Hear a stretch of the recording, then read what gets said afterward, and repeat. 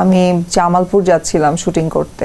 অ্যালেঙ্গার কাছাকাছি যাওয়ার পর আমি ড্রাইভারকে বললাম যে আমি একটু ওয়াশরুমে যাবো, দেখো ভালো কোনো রেস্টুরেন্ট পাও কিনা। তো অত রাতে তো আসলে রেস্টুরেন্ট খোলা থাকে না, রেস্টুরেন্ট তো পাচ্ছি না, তাহলে একটা পেট্রোল পাম্প দেখি। আমি হ্যাঁ দেখো হাতের বাম পাশে একটা ওয়াশরুম, খুব নিচু ওয়াশরুমটা। তা আমি বললাম আচ্ছা তুমি দাঁড়াও, তাহলে আমি ক্লিন হয়ে আসি। দেন পেছনে আমার কেন যেন মনে হলো কেউ একজন দাঁড়ায় আছে। তখন রাত 3টা। জিনভূত কিছু হবে নাকি মানুষ? জিনভূত হলে, কারণ আমার কাছে মনে হয় আমি যেহেতু কোরআন পড়েছি, তাহলে আমি দোয়া কালমা পড়বো, ওকে। আমি ন্যানো সেকেন্ডের মধ্যে পিছনে যখন টার্ন করে দেখি যে একটা হাত এরকম ঢুকে আছে, ঢুকিয়ে মানে জাস্ট আমার এতটুকু ডিস্টেন্সে, সিচুয়েশনটা দেখে অনেকে চিৎকার করে বের হয়ে যায়। সো এইটা একটা ভয়ঙ্কর সরাসরি।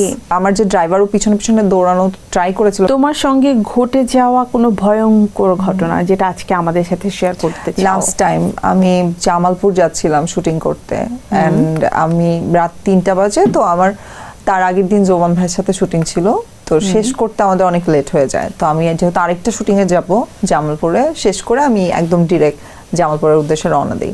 তো অ্যালেঙ্গার কাছাকাছি যাওয়ার পর আমি আমার নিজের গাড়ি নিয়ে মুভ করেছিলাম ওই দিন। তো আমি আমার প্রোডাকশনকে বললাম যে আপনারা তাহলে আলাদা আমাদের পিছনে আসেন, আমি আমার মতো একটু যাতে ঘুমায় যেতে পারি। তো রাস্তার মধ্যে হচ্ছে অ্যালেঙ্গাতে আমাকে ড্রাইভারকে বললাম যে আমি একটু ওয়াশরুমে যাব, দেখো ভালো কোনো রেস্টুরেন্ট পাও কিনা।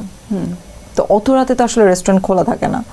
তো ও বললো যে আপু রেস্টুরেন্ট তো পাচ্ছি না, তাহলে একটা যাই, পেট্রোল পাম্প দেখি। আমি হ্যাঁ দেখো। তো একটা পেট্রোল পাম্পে থামলো, দেখলাম যে আশেপাশে কোনো লোকজন নাই।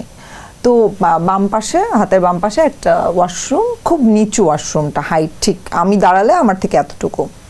তা আমি বললাম আচ্ছা তুমি দাঁড়াও, তাহলে আমি ক্লিন হয়ে আসি। দেন ঢুকলাম, ঢোকার কিছু সময় পরে আমার কেন যেন হয় না যে মানুষের দেখবেন যে গায়ে একটা ধরনের কাজ করে, কিন্তু যে পেছনে আমার কেন যেন মনে হলো কেউ একজন দাঁড়ায় আছে। তখন রাত 3টা। সো আমার দুইটা জিনিস মাথায় আসছে, যে জিনভূত কিছু হবে নাকি মানুষ। সো জিনভূত হলে ওটা আমার কাছে খুবই মনে হতো যে নর্মাল, কারণ আমার কাছে মনে হয় আমি যেহেতু কোরআন পড়েছি, আমার কাছে মনে হয় জিনভূত হলে আমি দোয়া কালমা পড়বো, ওকে। সেটার থেকে বেশি ভয়ঙ্কর মানুষ থাকলে, কারণ এখন যেই জেনারেশন বা যেই যুগ বা যেই সিকিউরিটি, ওই জায়গা থেকে আমি খুব ভয় ছিলাম যে মানুষ হয় কিনা। অ্যান্ড যেটা ভাবা সেটাই হলো।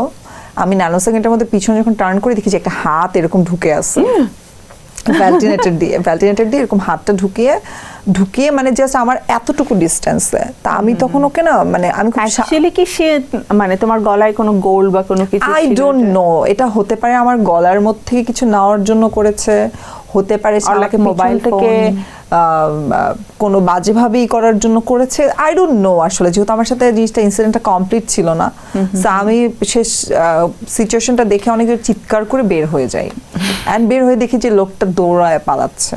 সো এইটা একটা ভয়ঙ্কর সরাসরি। হ্যাঁ, তাকে কেউ ধরতেও পারে।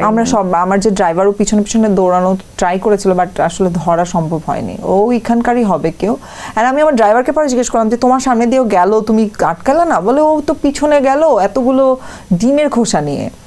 তো আমি ভাবছি ময়লা ফেলতে যাচ্ছে, আমি তো আর জানি না যে ও এটা করবে। তাহলে সম্ভবত আমার যেটা ধারণা ও এটা রেগুলার করে ওখানে, এর আগেও এই ধরনের কাজও করছে। অ্যাকচুয়ালি এই ধরনের ক্রাইম যারা করে তারা রেগুলারই এগুলো করে। ঠিক আছে, দে আর কাইন্ড অফ সাইকোপ্যাথ। হ্যাঁ, খুব ভয়ঙ্কর এক্সপেরিয়েন্স এটা আমার লাইফের। ভয়ঙ্কর।